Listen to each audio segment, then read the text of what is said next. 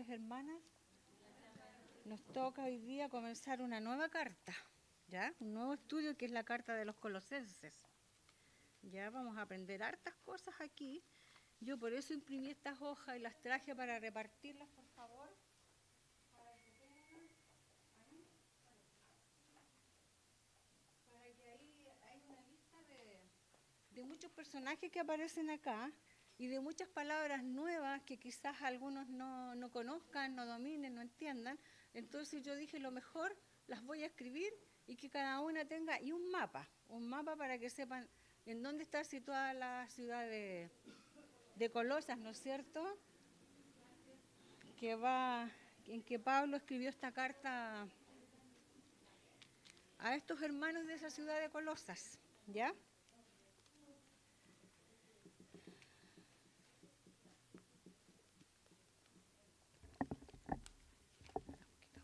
Gracias. Bueno, entonces antes de comenzar este estudio, vamos a orar, ¿cierto? Hemos orado, pero el Señor se agrada de que sigamos orando todo el tiempo. Así que ahora vamos a orar para pedirle que nos ayude a entender esta palabra, que abra nuestro entendimiento, que quite todas nuestras preocupaciones, para que podamos tener toda nuestra mente puesta en aprender lo que nos va a enseñar hoy. ¿Ya? Que aquiete nuestro corazón, nuestros pensamientos y que tengamos tranquilidad. Y también le voy a pedir que Él sea usándome, hablando por mí, que el Señor ponga las palabras sabias en mi boca, porque yo sabiduría no tengo más que nadie, que el Señor es el único sabio, que me ayude en esta tarde. En el nombre de Cristo oramos. Amén, amén. Vamos entonces a los dos primeros versículos de esta carta, ¿ya? Porque es como el saludo que Pablo hace, ¿ya? Colosenses, capítulo 1, versículos 1 y 2, ¿ya? Que dice así, es como el saludo a los hermanos de Colosas. Dice, Pablo, apóstol de Jesucristo por la voluntad de Dios, y el hermano Timoteo, a los santos y fieles hermanos en Cristo que están en Colosas. Gracia y paz sean a vosotros, de Dios nuestro Padre y del Señor Jesucristo. ¿Ya? Aquí Pablo está escribiendo a estos hermanos de allá de la ciudad de Colosas, aunque él no los conocía, ni tampoco él estuvo en la fundación de su iglesia.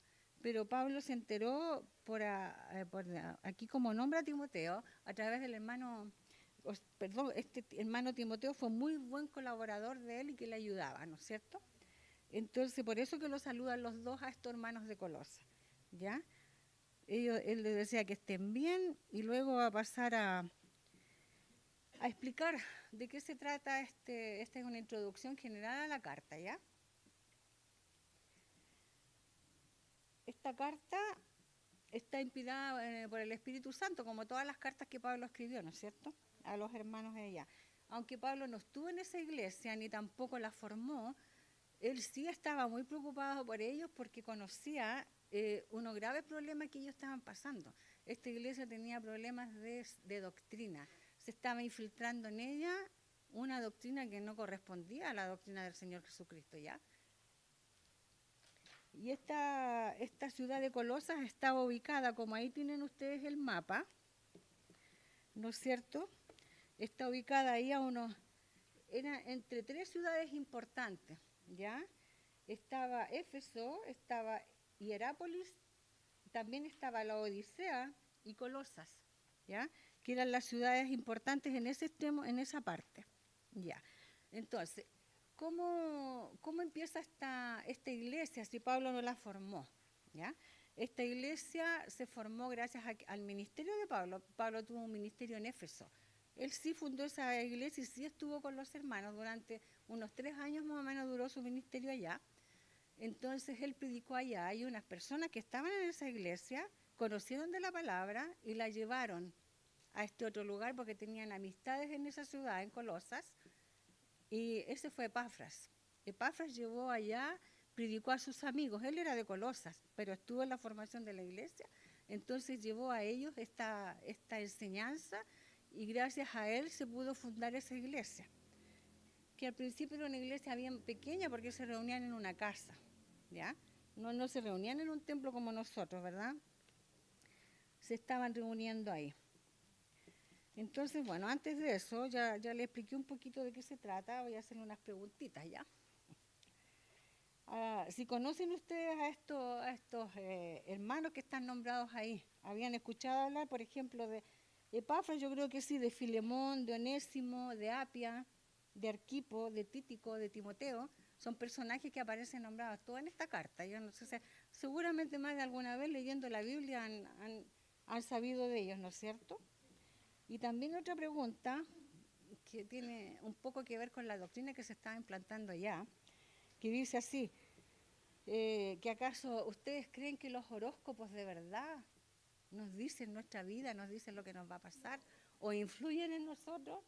No, ¿verdad? Yo creo que ninguna de nosotras acá va a creer eso, pero allá en esa iglesia sí creían, ¿ya? Entonces, para que vean cómo se estaba filtrando allá esa mala doctrina, esa falsa doctrina en esta iglesia, ¿no es cierto? Entonces, vamos a ver un poco de la historia de esta ciudad. Esta ciudad es una de 3 importantes ciudades que salen ahí en el mapa, que está la Odisea, Hierápolis, Colosas, estaban cerca de Éfeso. Decía yo, están situadas a unos 160 kilómetros, dice ahí la palabra, de Éfeso, que es como, por ejemplo, yo pensaba, ¿de dónde? De Santiago, para ubicarnos. De Santiago hacia la Ligua, más o menos, es la distancia que tenía de Éfeso a Colosas. ¿Y cómo llegó allá la palabra, no es cierto? Ya, entonces ahí estaban estas ciudades, que en este caso Colosas es la que vamos a hablar, pero había 2 ciudades más cercanas, ya que a ellos también llegó la palabra, por eso las nombra, que era Hierápolis y la Odisea, eran las otras 2 ciudades que estaban cerca de Colosas, ¿ya? Y esas 3 ciudades en un tiempo fueron muy grandes, importantes, porque por ahí pasaba todo el comercio marítimo, eran como el centro comercial del mundo en esa etapa, porque el mundo en esa etapa era pequeño, ¿ya? Entonces era el centro comercial de todas esas ciudades, entonces eran grandes e importantes. Pero Colosas fue importante y luego empezó a dejar de tener importancia, se fue empequeñeciendo, pasó a ser casi un pueblo, ¿ya? Era un pueblo, digamos, ya después de haber sido muy próspero, se convirtió en un pueblo, ¿ya?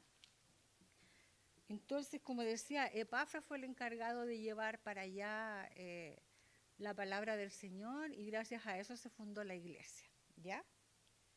Y aquí aparece el personaje que estaba por ahí puesto, Filemón. Filemón, ¿quién era? Era también otro hermano, otro creyente que había escuchado junto con Epafras, había escuchado la palabra, que la llevaron allá y en su casa se reunía la gente, era la casa de él, de Filemón. Ahí se reunía la iglesia, ya como dije, no tenían un templo como nosotros ahora, ¿ya? Entonces vamos a ver un versículo que nos habla de Filemón. Mira, veamos, Filemón 2. Ahí en la Biblia, Filemón 2. Si alguien lo puede buscar, encontrar. Pero lo voy a leer yo porque como estamos transmitiendo para la casa, las hermanas tienen que escucharlo, ¿no es cierto? Dice así Filemón 2. Dice, está escribiendo, ¿no es cierto? Y se dirige, dice, y a la amada hermana Apia, y a Arquipo, nuestro compañero de milicia, y a la iglesia que está en su casa. Ahí nos dice que la iglesia funcionaba en la casa de Filemón, ¿ya? ¿Y quién era Apia? Apia era su esposa, y Arquipo era hijo de Filemón, ¿ya? Y dice aquí que seguramente lo más probable era que Arquipo fuera el pastor de esa iglesia.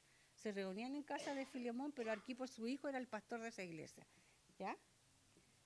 Eso nos dice acá en Colosenses 4:17.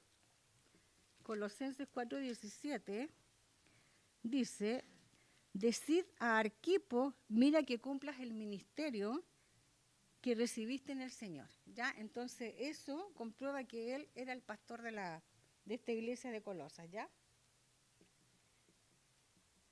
Esta iglesia en Colosas, como era una ciudad cosmopolita, donde ya les expliqué que era un centro comercial muy grande, se juntaban gente cosmopolita de distintos países que hablaban distintas lenguas, que tenían distintas culturas, distintas costumbres, ¿ya?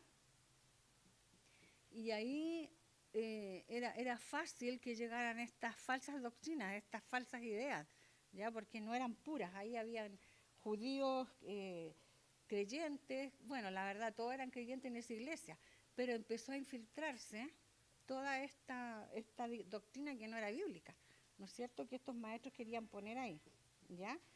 Y ahí como predominaban los gentiles convertidos, o sea, los que no eran judíos pero que se habían convertido, esos son los gentiles, eran creyentes. Pero ellos todavía tenían una sombra de pecado, ¿no es cierto? Ellos todavía tenían algo a lo que Pablo les habla, le hace una exhortación. En Colosenses 3, del 5 al 9, podemos leer esta exhortación que Pablo les hace a estos hermanos gentiles, ¿no es cierto? 3 del 5 al 9. Les dice, haced morir pues lo terrenal en vosotros, la fornicación, impureza, pasiones desordenadas, malos deseos, avaricia, que es idolatría, cosas por las cuales la ira de Dios viene sobre los hijos de desobediencia, en las cuales vosotros también anduvisteis en otro tiempo cuando vivíais en ellas. Pero ahora dejad también vosotros todas estas cosas, ira, enojo, malicia, blasfemia, palabras deshonestas, de vuestra boca, no mintáis los unos a los otros, habiendo despojado del viejo hombre con sus hechos. ¿No es cierto? Pablo aquí los está como exhortando. Ya ellos habían dejado en parte atrás su pecado porque se habían convertido, pero aún en ellos quedaban algunas cosas que corregir. Entonces, por eso Pablo les habla de esta manera, ¿ya? Ahora nos preguntamos por qué Pablo escribió esta carta si él no estuvo ahí en la iglesia, no la formó, no conocía a los hermanos, pero él la escribió porque él siempre tenía esa necesidad de su ministerio de dar a conocer el Evangelio a todo el mundo, ¿ya? Y se había enterado por su amigo Epafras. Pablo estaba en prisión, en una casa donde lo tenía ahí al César para ser juzgado, y Epafras lo visitaba porque Epafras también ayudaba en las iglesias a resolver problemas.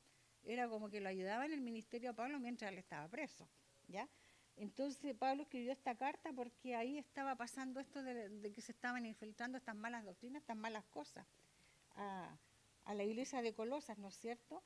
Y ahí lo visitó su amigo, le contó todo lo que estaba pasando. Entonces Pablo por eso escribió la carta, ¿ya? Pues, él siempre estaba preocupado y como Epafras era quien lo ayudaba constantemente a solucionar problemas en las iglesias, también tenía que solucionar este problema, ¿ya? Otro personaje que aparece, que está ahí en la lista, es Onésimo, ¿no es cierto? Onésimo es otro personaje, era esclavo de Filemón, en donde se reunía la iglesia, ya esa es la relación que tienen ellos. Y él estaba preso allá donde Pablo estuvo, y Pablo lo conoció allá, pero él conoció a Cristo. Él se convirtió al Señor, entonces pidió perdón al Señor y él ya fue creyente. Entonces Pablo le escribe a Filemón pidiéndole que perdone a su esclavo, que lo vuelva a recibir en su iglesia porque ya él es un hijo del Señor, ¿ya? Y ahí la importancia de él es que él, junto a Epafras, a Tíquico, otro personaje que aparece ahí, que también era amigo de Pablo y lo ayudaba en el ministerio, la importancia que ellos tienen es que ellos llevan las cartas de Pablo a las iglesias. Ya Pablo escribió más de 7 cartas porque envió a muchas iglesias cartas, pero al menos 4 de estas cartas las llevaron ellos a la iglesia, a Éfeso, a Colosas y a las iglesias que están por ahí cerca. Entonces, por eso ellos están aquí nombrados, porque fueron los que llevaron las cartas, ¿ya? Como dice en Colosenses 4, del 7 al 9. Veamos qué dice Colosenses 4, del 7 al 9. Dice, todo lo que a mí se refiere os lo hará saber Tíquico, amado hermano y fiel ministro y consiervo en el Señor, el cual he enviado a vosotros para esto mismo, para que conozca lo que a vosotros se refiere y conforte vuestros corazones. Con Onésimo, amado y fiel hermano, que es uno de vosotros. Todo lo que acá pasa os lo harán saber, ¿ya? Ahí está, ¿no es cierto? Pablo los envía a ellos con estas cartas para contarle cómo estaba él y cómo iban a solucionar ese problema tan grande allá de la iglesia, po. Ahora vamos a ver un poco de qué se trataban estas falsas doctrinas que estaban entrando allá en esa iglesia, ¿ya? Eran herejías, porque una herejía es todo lo que atenta contra la palabra del Señor. Todo lo que va en contra, a eso se le llama herejía. Entonces, esta falsa doctrina era una herejía contra esta iglesia de Colosas, ¿ya? Ahí también tienen en los apuntes lo que significa herejía. Estaba atacando la pureza de la doctrina porque quería meter otras cosas que no correspondían, ¿no es cierto? Quería meter y quitarles la paz y la tranquilidad que tenían con el Evangelio estos hermanos que estaban bien. Es como que a nosotros que llegaran personas a infiltrarse, nosotros no lo vamos a permitir, por supuesto, pero puede haber más de algún hermano que no está firme espiritualmente, que se puede haber atacado por esas cosas, que pueda decir, uy, no es tan malo, en realidad sirve, no sé, a lo mejor ayuda, claro. Entonces estaba rompiendo toda esa pureza que tenía la palabra del Señor en la iglesia, esta herejía, ¿ya? Era una mezcla de cosas, muchas cosas que querían meter, eran filosofías orientales, era el legalismo judaico que siempre estaba presente, y elementos de gnosticismo. ¿Qué es gnosticismo? Ahí también está escrito. Gnosticismo viene de la palabra gnosis, que significa conocimiento, es griega la palabra, y ellos hacían como que el conocimiento humano, que no era bíblico, sino que el conocimiento del mundo a ellos los hacía más espirituales. Decía, el que sabe mucho, el que es más sabio, está más cerca de Dios, es más espiritual, tiene más comunión con Él y tiene más cercanía con Él. Eso les decían a los hermanos de la iglesia, así que ustedes conozcan, sean sabios. No en la Biblia, sino que vean ciencia, aprendan del mundo y eso los va a acercar a Dios. Eso era una de las cosas que se estaba infiltrando acá en esta iglesia, ¿cierto? Esto, como les decía, estos falsos maestros enseñaban que mientras más conocimiento tuvieran, más cerca de Dios estaban y más espirituales eran, ¿ya? Más de algún hermano podía caer con eso. Cualquiera estamos susceptibles, ¿no es cierto? Y de tanto eso se iban a sentir más plenos espiritualmente, ¿no es cierto? Que iban a estar más conectados con Dios, con lo celestial, y que iban a dejar las cosas de la tierra, ¿no es cierto? Y además de eso, mezclarlo con las leyes judías, pucha, con eso ya eran perfectos. Si las cumplían ellos a cabalidad, eran la perfección misma, no necesitaban nada más, ni siquiera necesitaban palabras, sino que con estas cosas ellos iban a ser totalmente salvos, totalmente espirituales. Eso es lo que se estaba metiendo en la iglesia, ¿ya? Esta filosofía y estas cosas eran elaboradas por el hombre, no venían de la Biblia, no estaban inspiradas por el Señor en la palabra, ¿no es cierto? Dios no inspiró nada de estas cosas, y nosotros conocemos cuál es la sana doctrina, ¿ya? Y también se aferraban a la astrología, por eso yo les preguntaba si ustedes creen en los horóscopos, en el movimiento de los astros y todo lo que produce en la Tierra. Ellos se aferraban a la astrología creyendo que había ángeles que gobernaban los astros y que ellos producían acontecimientos en la Tierra. O sea, lo que me pasa a mí, lo que pasa en la Tierra, es porque los astros lo producen y los ángeles los mueven de tal manera que los astros hacen cosas para que se produzcan en mí. Esas cosas pensaban ellos. Terribles, po. Terribles, ¿no es cierto? Pensaban que estos ángeles y los astros tenían influencia en las cosas terrenales y en las personas, ¿ya? Leamos Colosenses 2:8. ¿Qué nos dice con respecto a esto? Colosenses 2:8 dice, mirad que nadie os engañe por medio de filosofías y huecas sutilezas, según las tradiciones de los hombres, conforme a los rudimentos del mundo, y no según Cristo. No se dejen engañar, hermanos, por estas cosas, son inventos de hombres, no son palabras del Señor, ¿no es cierto? Además, aparte de todas esas cosas, estos hombres decían que la materia de que nosotros estamos hechos, nuestro cuerpo, era malo. Todo esto era pura maldad, era malo, no podía. Entonces, por eso el Señor estaba lejos de nosotros, porque Él no se podía mezclar con la maldad. Ellos decían que el cuerpo era malo, ¿ya? Entonces, por eso es que tenían que relacionarse a través de ángeles. Decían que como el cuerpo humano era tan malo, como Dios no podía acercarse a la maldad, entonces Él había mandado esos ángeles para que se relacionaran a través de los astros con los hombres. Eso es lo que hablaban en esta doctrina que es terrible para nosotros que sabemos la verdad, pues. Pero estos hermanos también sabían verdad, pero muchos se dejaban influenciar porque, como yo digo, había gente de distintos lugares con distintas costumbres, distintas creencias, no sé, cultura, porque un pueblo tiene una cultura, otro pueblo tiene otra, creen distintas cosas. Entonces, por eso estos hermanos podían haberse visto tocados por estas cosas. Se veían en el fondo porque estaban produciendo este problema ahí grande. ¿no es cierto? Y además de esto, en las cosas de la ley judía, se sumaba la circuncisión. O sea, con eso ya estaban más que completos. Si se circuncidaban y cumplían todas estas cosas, eran perfectos ante el Señor. ¿Ya? También enseñaban que cumplir con las leyes descritas en el Antiguo Testamento como comida, ¿no es cierto? Hay un pasaje que nos habla de comer, de qué no comer, ese tipo de cosas. Ayudaban para alcanzar también la perfección espiritual, o sea, el hecho de comer o no comer ciertas cosas también los hacía perfectos espiritualmente. ¿Ya? Veamos Colosenses 2:10. ¿Qué nos dice? 2:10 acá. Dice, y vosotros estáis completos en Él, que es la cabeza de todo principado y potestad. O sea, no necesitamos nada aparte de nuestra palabra, ¿no es cierto?, de nuestra Biblia. No necesitamos ninguna filosofía, ninguna ley, ninguna cosa, ¿no es cierto? El versículo dice que cuál es la única verdad y que no necesitamos de nada más para estar completamente espirituales, digamos, ¿ya? Para estar cerca del Señor en este caso, ¿no es cierto?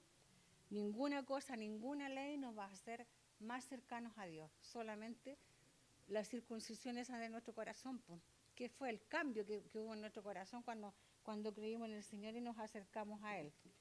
También Colosenses 2:16 al 19, 2:16 al 19.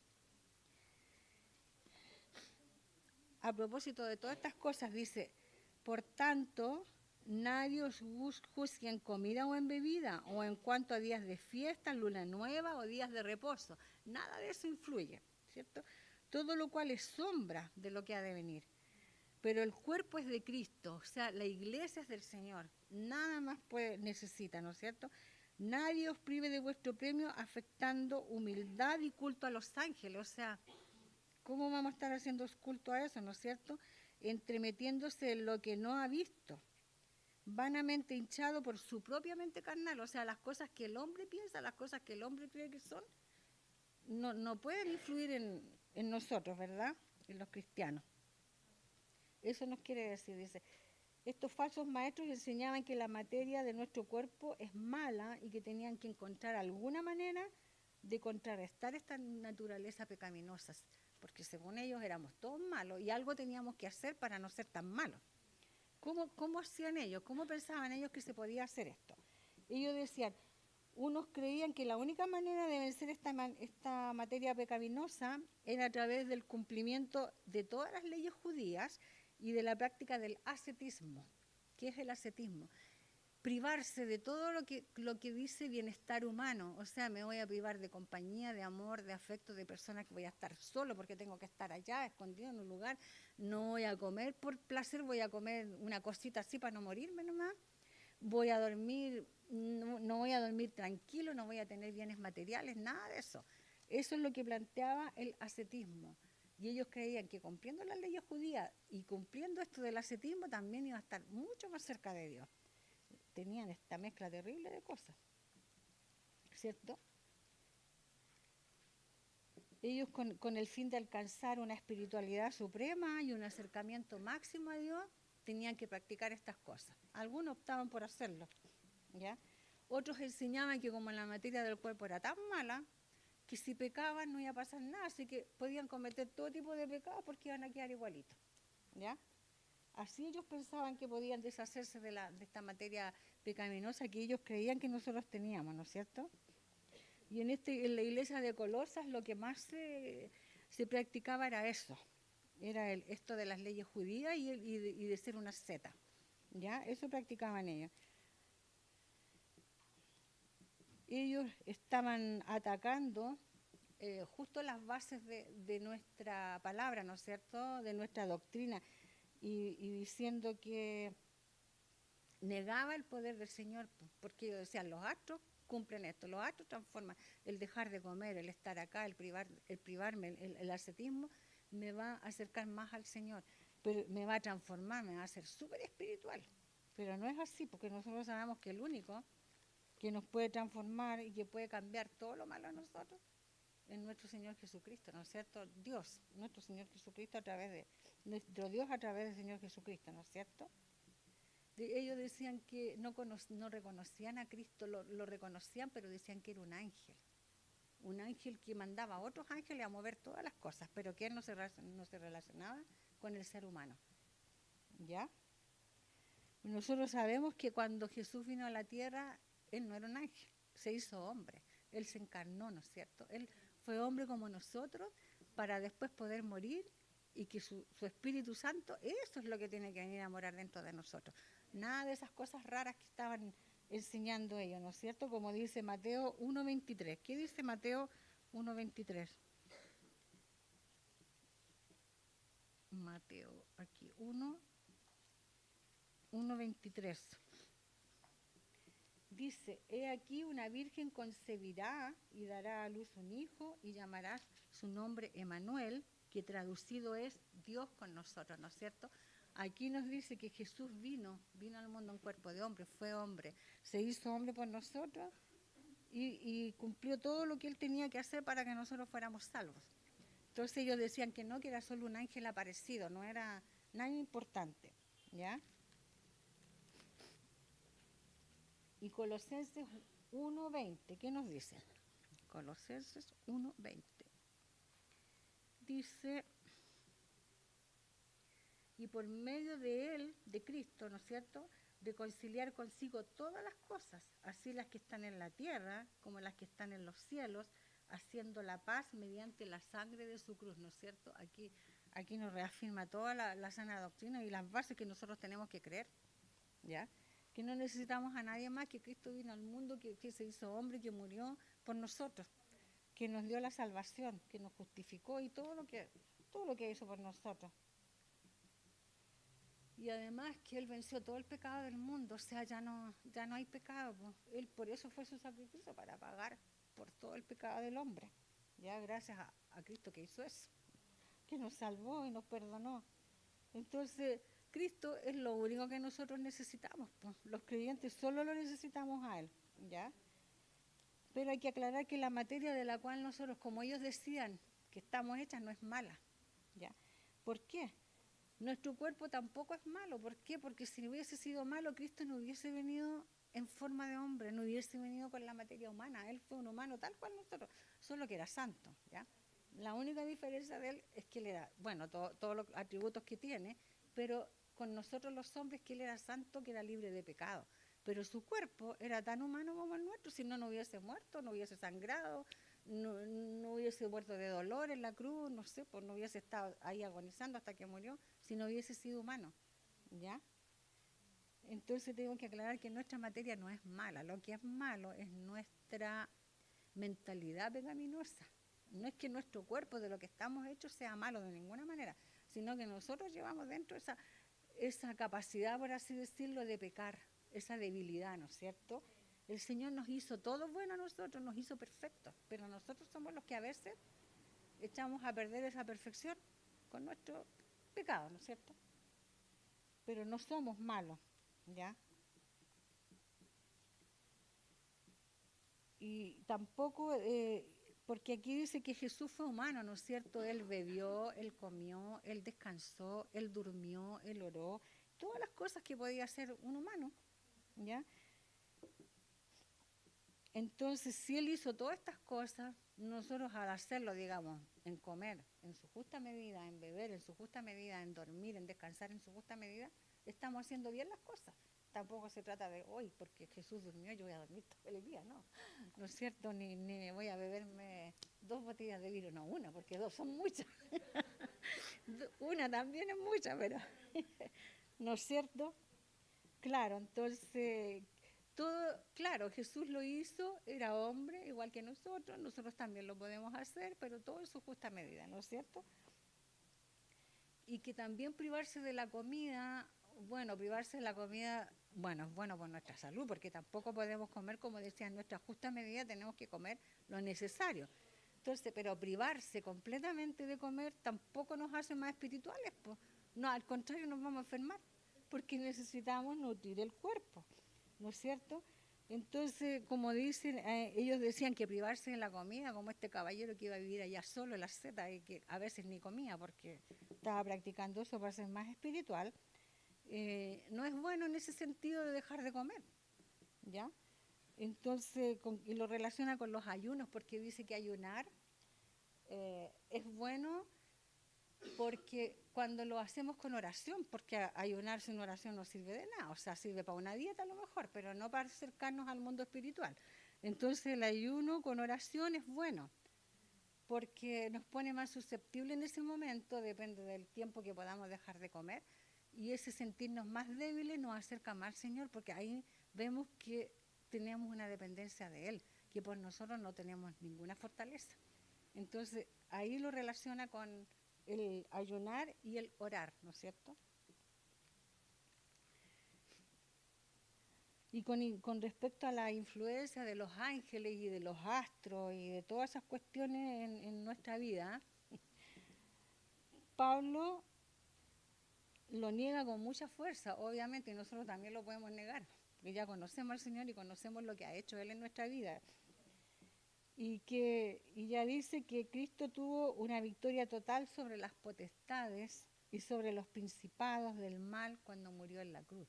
O sea que nada de estas cosas que andan por ahí por el aire, esos ángeles que mueven las cosas o que no sé, que provocan cosas, nosotros no es verdad, no existen. ¿Por qué? Porque Jesús ya lo destruyó todo eso, ¿no es cierto? En Colosenses 2:15, ahí dice eso. Dice, y despojando a los principados y a las potestades, los exhibió públicamente, triunfando sobre ellos en la cruz. ¿Ya? Jesucristo ya destruyó todas esas cosas malignas que ellos decían que podían dar en el aire, ¿no es cierto? Nosotros los creyentes no necesitamos de nada de esas cosas, ni del gnosticismo, ni de los astros, ni de esos cuerpos celestes que algunas personas piensan que sí controlan su vida, porque algunas personas creen en eso, creen, por ejemplo, en los horóscopos, en la numerología, tantas maneras que hay de predecir en las cartas, no sé, de predecir el futuro, lo que te va a pasar. Hay gente que sí cree en eso, pero nosotros los creyentes estamos nada que ver con eso, estamos tenemos que estar de lo más alejados de esas cosas. ¿Por qué?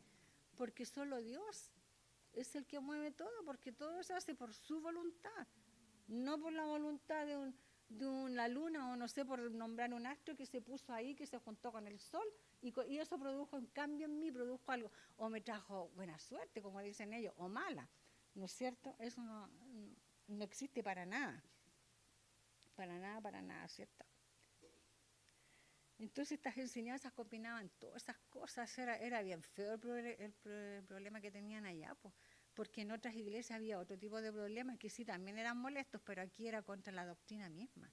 En otro era contra el comportamiento, contra los pecados, que ustedes han hecho esto, que se han portado mal, que están provocando divisiones, pero acá era la base misma de la doctrina. Entonces el problema era como más grande. Pienso yo, encuentro yo, porque estaban atacando la base del cristianismo, la base de la iglesia, ¿no es cierto? Y ahí aparece que es el misticismo, que ellos también creían en esto, ¿ya?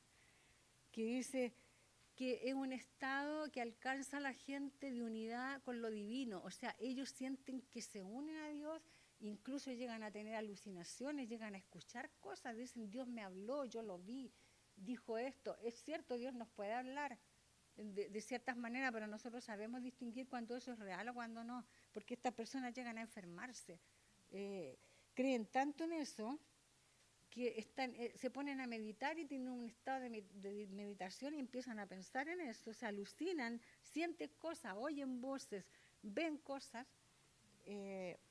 practican estas cosas también, pues también las practicaban allá en esa iglesia, ¿ya? Ahí había una cantidad de cosas para todos los gustos, pues si a mí me gustaba el gnosticismo, si me gustaba el ascetismo, o no sé, habían tantas cosas, o los astros, la astrología pagana, o sea, cada uno podía optar por lo que mejor le pareciera, ¿no es cierto? Claro, sí, Por eso nosotros tenemos que cuidar nuestra sana doctrina. Por eso Pablo está escribiendo esta carta a ellos para decirle, hermanos, alto, eso no es bueno. O sea, no dejen que esas cosas vayan a penetrar en su mundo ni en su mente. No se dejen llevar esas vanas sutilezas, como decía él, ¿no es cierto? ¿Ya? Claro que sí, pues. Estos maestros decían que ellos no negaban la fe cristiana, decían, no, si la fe cristiana existe, pero le agregaban todas estas otras cosas, pues. Entonces, dejaban a Dios en un nivel que nada, pues, no valía nada, porque para ellos valía lo demás, pues. Porque ellos decían, yo soy tan espiritual, yo quiero estar tan cerca de Dios, que voy a hacer esto. Pero no decían, yo me voy a comunicar con el Señor, voy a orar, voy a estar con Él, voy a conversar con Él, voy a dedicarle mi tiempo a Él, voy a leer mi palabra, voy a escuchar prédica. Esa es la manera en que nosotros podemos adentrarnos espiritualmente con el Señor. Pero no de la forma que yo lo hacía, entonces, o sea, no negamos la fe cristiana, pero le agregamos todas estas otras cositas porque la hacen mejor. ¿Ya? Y como decía la hermana Betty, estas herejías y estas cosas, estos ataques contra la falsa doctrina sí que existen en la actualidad, pues todavía existen. Y hay que cuidarnos de ella, como les decía, porque es engañoso y peligroso, pues a lo mejor es fácil de deslizarse por ahí con una cosita, ¿no es cierto?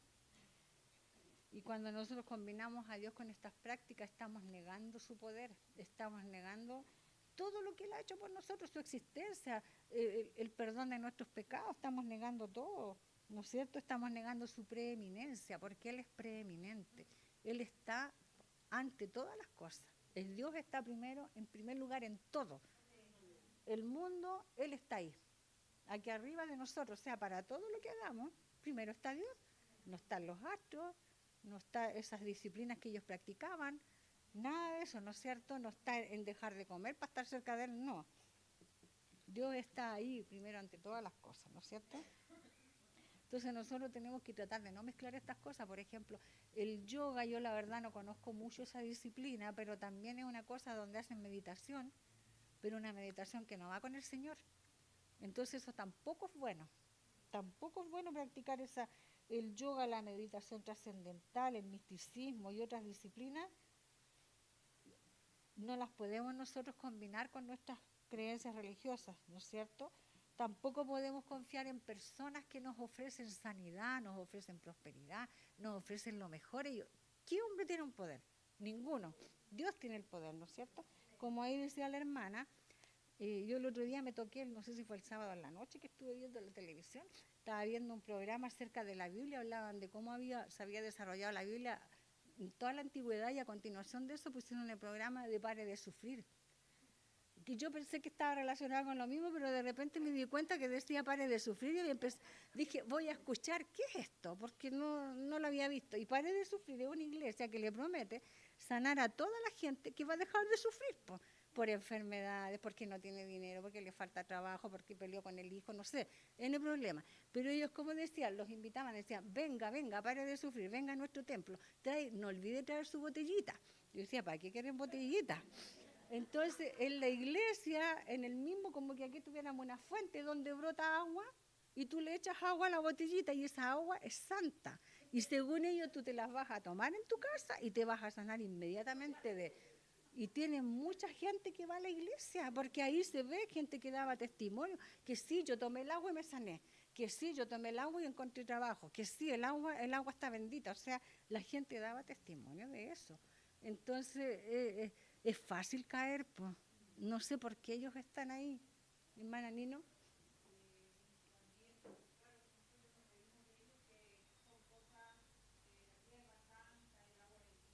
Mm.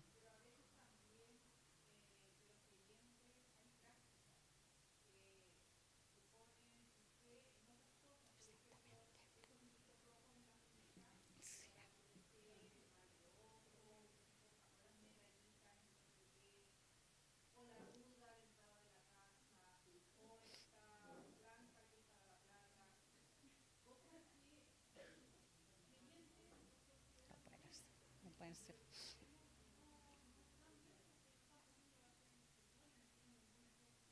Están negando la preeminencia de Cristo, están anteponiendo cosas. Claro. Sí.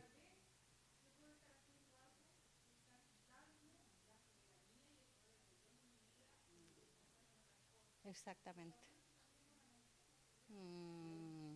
Sí, es cierto eso. La hermana Nino habla de algunas prácticas que nosotras podemos caer a las hermanas que están en la casa, si que hay alguien que está escuchando, de, por ejemplo, usar esas pulseritas rojas que son como protección, ponerle a los bebés esas cintitas rojas con medallitas. Que medallitas nosotros no confiamos en las medallitas, o sea, para nosotros eso no significa nada, al menos para mí, no. O plantitas a la entrada de la casa que te van a cubrir, como dice la ruda, esas cosas tampoco, porque estamos poniendo sobre el poder del Señor a esas cosas, ¿no es cierto? O la pulserita tal, o las piedrecitas tales, porque hay de todo. Y yo, bueno, yo nunca he usado esas cosas, pero hay personas que sí usan la piedrecita para esto, otra para la suerte, no sé. Como dice nuestra hermana Nino, para complementar esto, y es cierto. Nada de eso, o sea, pensar, Señor, tú estás ahí, nada, no hay nada que te supere, no hay nada que te tape, no hay nada que te oculte, o sea, no, no por usar esto, o sea, no puedo hacerlo porque tú estás primero. Eso es lo que nosotros tenemos que pensar, ¿no es cierto? Como esta iglesia, mira, yo decía, pero ¿cómo que? Yo decía, hoy qué cosa, voy a decir una palabra, qué estupidez, decía, ¿cómo la gente va llena de una llave, una botellita, se la toma y dice que la sanó, que la curó? O sea, claro, ponen su fe en esas cosas porque están dejando al Señor de lado, ¿no es cierto? Igual que la gente que hace mandas, bueno, por eso digo, son culturas, son costumbres, son ritos que se hacen, pero que están reñidos del Señor, pues. Nada de esas cosas nos sirven a nosotros, primero el Señor, porque ¿qué saca? Por ejemplo, cuando van a los Vázquez, de ir todo el camino arrodillado, herido, claro, le está presentando un sacrificio al Señor porque Él lo cree así, pero el Señor no quiere eso. No, porque Él no va a obrar por hacer eso o por no hacerlo. Él va a obrar por su voluntad cuando Él quiere, porque Él está ahí arriba para eso. Entonces, nada de esas cosas son cosas que nosotros debemos practicar nunca, ¿no es cierto? ¿Mm? Pero sí, sí, pero sabemos, nosotros todos sabemos que esa agua nunca ha sido bendita, o sea, claro, por eso digo, son tradiciones distintas, de culturas distintas, claro, que le hacen culto a cosas que no corresponden. Sí, la iglesia también tenía, y la gente la tocaba y se persinaba y decía, ya estoy sana, o estoy santa, no sé, claro. Todas esas costumbres, nada de eso lleva al Señor, por eso dice, son inventos humanos, son inventos de los hombres, ¿no es cierto? Filosofías de los hombres, ¿no es cierto? Bueno, vamos a volver a la iglesia de Colosa, ¿ya? Estas cosas hacían ver a los hermanos de allá que Dios estaba muy lejos del hombre. Decían que estaba lejano por la maldad, porque su materia era mala y que tenían que hacer todas estas cosas, ¿no es cierto? Y que el hombre era malo, entonces Dios nos acercaba a él porque además que lo acechaban esas cosas demoníacas que andaban en el aire, entonces Dios no se podía acercar a ellos. Y que por eso el Señor enviaba a estos ángeles que yo les comenté antes para protegerlos, para moverlos a otros, para producir cosas en la gente y en la tierra misma, ¿ya? Y a nosotros, por todo lo contrario, esta palabra a nosotros nos enseña que nada de eso es cierto, o sea, lo hemos estado comentando aquí. Nada de eso es valedero, nada de eso sirve. Pueden ser costumbres, culturas, tradiciones, pero no tenemos que practicarla porque no nos va a llevar al Señor, no nos va a hacer más cercanas a Él, nada de eso nos va a acercar más, ¿no es cierto? Y estos falsos maestros trataban de cambiar a las personas también en su exterior, porque les decían no coma, pucha, prívese de lo material, todo lo que está fuera de usted. Pero lo que verdaderamente habría que hacer es hacer la circuncisión en el corazón, o sea, la transformación.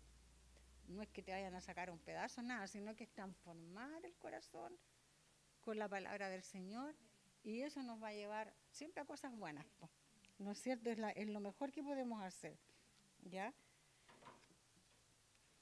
Ya, bueno, el motivo que impulsó, volviendo a la iglesia, a Pablo a escribir esto era todo este tremendo problema que tenían, que era grave. Y él estaba preso y no podía hacer más que escribirle a los hermanos y mandarle cartas y volverle a mandar. Por eso él dice, los exhorto, los vuelvo a exhortar, les vuelvo a decir, ¿ya? Esta doctrina es mala. Lo que yo les he predicado es la verdadera doctrina, ¿no es cierto? y palabras destacadas en esta carta. La palabra plenitud, la palabra perfección, la palabra completo, la palabra todo, la palabra sabiduría. Son palabras que se nombran en esta carta y que esos falsos también las nombraban, pero en otro sentido, porque nosotros sabemos que todas estas palabras las tenemos en el Señor. Somos perfectos en Él, somos completos en Él, somos sabios en Él, ¿no es cierto? Tenemos todo en Él, no en esas cosas externas, ¿no es cierto? Entonces, son palabras destacadas en esta carta. Y el tema central de la carta, como yo decía, es la eminencia, la preeminencia de Cristo. O sea, Dios ante todas las cosas. Es el tema central de esta carta. En eso se va a basar. Como dice Colosenses 1:18. ¿Qué dice?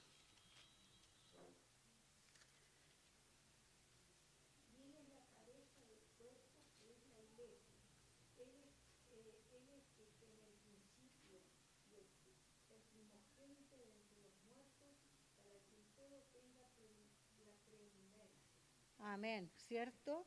Dice, para las hermanas que están en la casa, dice, y Él es la cabeza del cuerpo que es la iglesia. Nosotros somos el cuerpo, somos la iglesia y el Señor es nuestra cabeza. Él está sobre nosotros, ¿no es cierto? Él es el principio, el primogénito de entre los muertos, para que en todo tenga preeminencia, ¿no es cierto? Él debe tener la preeminencia en nosotros y en nuestra vida, ¿no es cierto?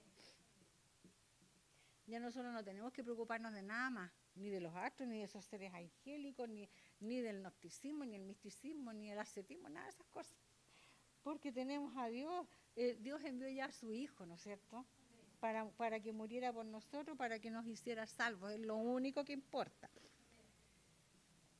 ¿Ya? Y cada uno de nosotros estamos completos en Cristo, no necesitamos nada más. Tenemos todo, como decían las palabras destacadas, estamos completos en Él, ¿no es cierto? Como dice Colosenses 2, 9 y 10. No necesitamos nada. Colosenses 2, 9 y 10.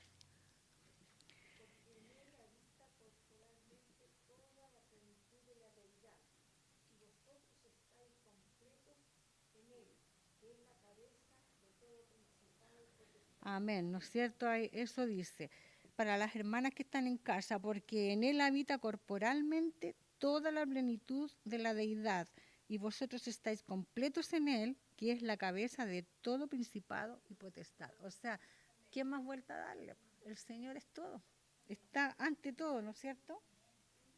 Pero todavía, como me decía la hermana Betty, hay creyentes que hoy en día todavía creen en estas cosas, están mezclando estas cosas. Hay iglesias que pasan por problemas, como esa iglesia universal creo que se llama, que dice pare de sufrir. La gente ahí cree en el Señor, pero cree en lo demás, pues, o sea, pasa eso, ¿no es cierto?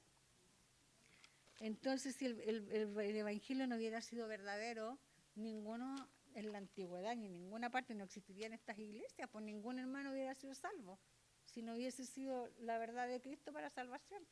No había ningún hermano salvo, ¿no es cierto? Y Pablo aquí en esta carta empieza a atacar esta herejía, ¿no es cierto? Pero, ¿cómo la ataca? Él dice que lo mejor es vivir, es reconocer la preeminencia de Cristo y vivir bajo su voluntad, ¿no es cierto? Ante todas estas cosas, con eso los ataca. Ahí en su carta dice que la preeminencia de Cristo, como ya lo leímos, y que lo mejor es tenerlo a Él como cabeza, ¿no es cierto? Con todo. Y también aquí, claro, las personas que tienen estas ideas, dice, actúan según lo que piensan y lo que son, eso hacen, lo que ellos creen, porque ellos creen esas cosas, por eso las practican y por eso las hacen, porque están creyendo en eso. Entonces las personas somos lo que creemos, lo que pensamos, porque eso hacemos. Nosotros, ¿qué tenemos que creer? En Cristo, ¿no es cierto? Y eso es lo que vamos a hacer, vamos a creer en el Evangelio de Cristo, ¿no es cierto? Porque una mala doctrina siempre nos va a llevar a un camino que nos pueda hacer pecar, pues vamos a estar pecando porque estamos haciendo cosas que no corresponden, ¿no es cierto? En cambio, seguir la buena doctrina nos lleva por un camino de rectitud, aunque igual podemos pecar, pero no vamos a ser pecadores consuetudinarios, ¿no es cierto? Claro. ¿Ya? Decía Claro, en los capítulos 3 y 4, Pablo también nos enseña que debemos considerar la preeminencia de Cristo en nuestro diario vivir, en nuestra vida diaria. Ponerlo siempre a Él en primer lugar, ¿no es cierto? Lo vamos a glorificar cuando lo ponemos en primer lugar, porque nos vamos a congregar con los hermanos, vamos a hacer las cosas bien, vamos a pensar, ¿le agrada al Señor? ¿No le agrada al Señor esta vida que llevo, lo que hago? Lo estamos glorificando, ¿no es cierto? Lo glorificamos cuando amamos nuestra familia, cuando somos trabajadores buenos y responsables, también glorificamos al Señor. Cuando lo testificamos también y cuando le servimos al Señor, ahí lo estamos glorificando. O sea, nosotros tenemos que hacer esas cosas en nuestra vida diaria para vivir bajo la preeminencia de Cristo, ¿no es cierto? Y también hay otra cosa que las iglesias actuales necesitan, dice que necesitan con mucha urgencia este mensaje de Pablo. ¿Por qué? Porque hay un tiempo en que hay tolerancia religiosa, porque un hermano dice, ay, si no es tan malo lo que hacen allá, no, si esta iglesia también tiene cosas buenas, y van, por tolerancia, van asimilando esas cosas pues habría gente que podía decir, de esta iglesia pare de sufrir, no es tan malo lo que hacen allá, me ofrecen prosperidad, no sé, me dan cosas, no es tan malo. Podría decir, hay gente que lo dice, de hecho, por algo lo practican, porque ellos lo piensan y lo dicen, ¿no es cierto? Entonces es necesario, ¿no es cierto? Porque por esa tolerancia religiosa se puede llegar a una mala doctrina, ¿no es cierto? A decir que el Señor no tiene importancia, que Dios no tiene importancia en la vida, ¿ya?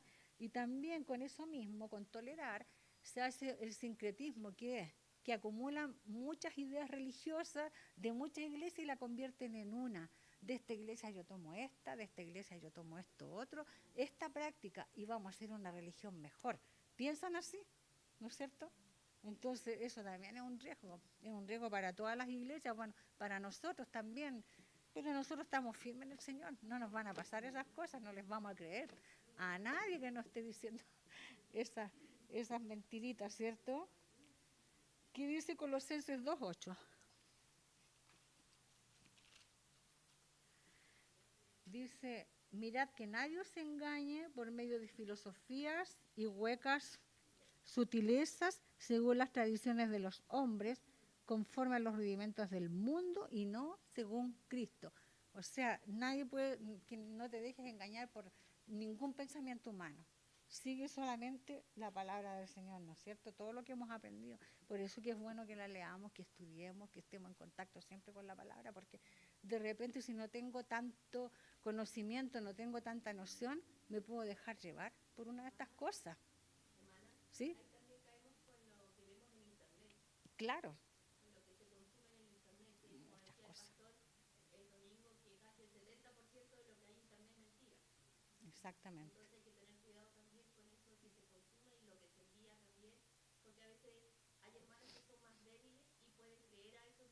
Sí.